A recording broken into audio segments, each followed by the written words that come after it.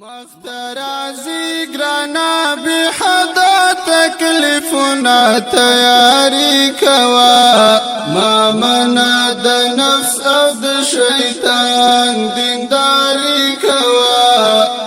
بیا خو فریادنا پیدا نکړي مخترازی بی حدا تکلیفنا تیاری کوا ما منا د نفس او د شیطان دینداری کوا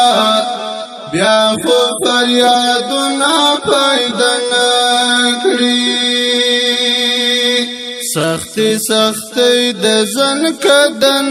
وی ځان خبر کړه دل درد دل هم بدن وی ځان خبر کړه ډیر دهشتناک دی د قبر عذابونه تیاری کوا ما منا د نفس او د شیطان دینداری کوا بیا خو فریادونه پیدا نکړي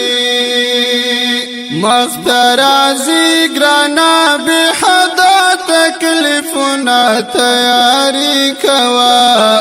ما منا د نفس او د شیطان دینداری کوا بیا خو فریادنا پیدا نکړي لمرګي هیڅوک نخلاصيږي پام کوا ډیر چې وخت پورا شرا رسیږي پام کوا ډیر بسم الله الرحمن الرحیم در مقدس کې ربان سر قدرمن لیدونکو سلامونه علیکم احترامات درته قدرمن ملګرو یو ځل بیا د ننګرهار اچین ولسوالۍ د پیښې د تبن جامع مسجد ته راغلو دغه جومات ته مو یو ځل بیا د یو بل ډول وروسته چې د بهر هېواد نه یې کړې وه دوه هغه صفونه چې په دې جومات کې کم وو د کالني صفونه او اووه نور فرشتکي صفونه او همدارنګه درې د لاسپیکر دپاره یونټې دا مو ورته راوړې د 50,000 افغانیو خواوشا مرسته وه چې دغه جومات سره یې وکړه الله رب العزت ورته ډېرې اجرونه ورکړي په دغه جومات کې نورې ستونزې هم شته چې مولوي صاحب یې تاسو ته ووایي نحمده ونصلي على رسوله الكريم أما بعد فأعوذ بالله من الشيطان الرجيم بسم الله الرحمن الرحيم قل إن كنتم تحبون الله فاتبعوني يحببكم الله ويغفر لكم ذنوبكم والله غفور رحيم وقال رسول الله صلى الله عليه وسلم من بنى لله مسجدا بنى الله له بيتا في الجنة زما د اسلام خوږو معززو من او تاسو به چې په اسلامی تاریخ باندې نظر او فکر وکړو چې دا اسلام څنګه وجنه او په کومه وجه باندې په دې دنیا کې بیا په عالم اسلام کې بیا د آدم علیه السلام زمانې تر زموږ نبی علیه السلام زمانې پورې زموږ نبی علیه السلام زمانې نه بیا تر دې عصره پورې دا اسلام تقویه چې شوی دا او قوي شوی چې دی دې دپاره الله رب العزت چې دی په هره زمانه کې خپل خپل بوزغلي خپل داسې نوجوانان خلک پیدا کړي چې د اسلام ورسره تقویه کا اوچتږي نو د دې تقویې دپاره چې دی الله رب العزت د خلکو په زړونو باندې چې دی فیصله راولګي ورته هدایت وکاندي او الله رب العزت د الله جل جلاله معزز دین ته برابر کاندي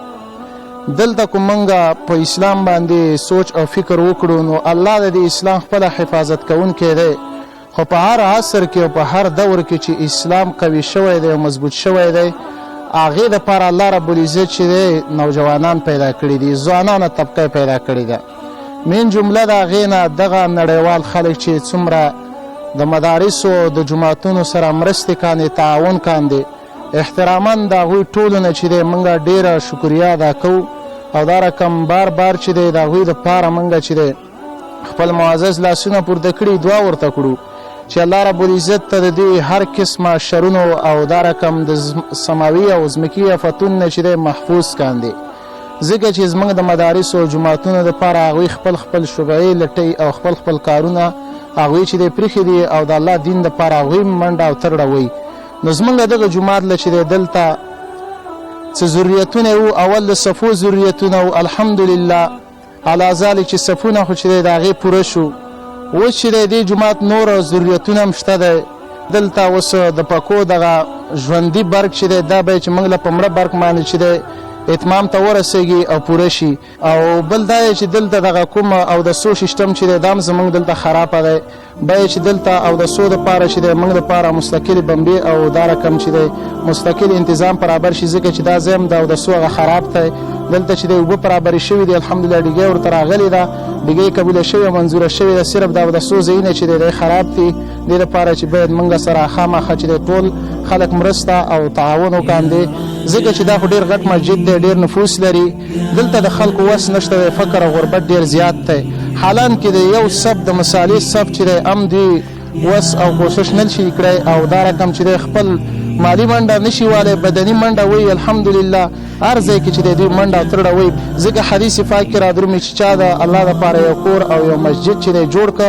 بنا الله له بیتا فی الجنه الله رب العزت په دې دپاره مستقل کور په جنت کې جوړ کاند نو الله رب العزت ته موږ او تاسو له په دې خبرو باندې عمل کول توفیق راکاندي وصلی الله تعالی علی خیر خلقه محمد و آله و صحبه اجمعین برحمتک یا ارحم الراحمین.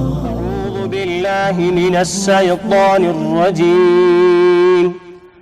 بسم الله الرحمن الرحيم كأنهن الياقوت والمرجان فبأي آلاء ربكما تكذبان هل جزاء الإحسان إلا الإحسان فبأي آلاء ربكما تكذبان ومن دونهما جنتان فبأي آلاء ربكما تكذبان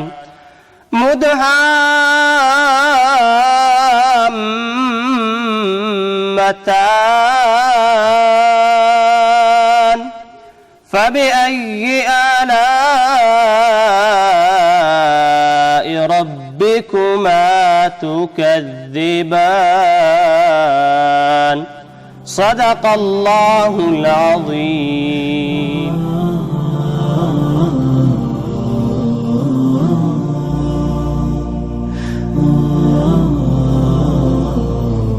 إليك أنت صباحي مصفد بمسايا فاسكب ضياءك إني ظمآن ضل صدايا إليك أنت صباحي مصفد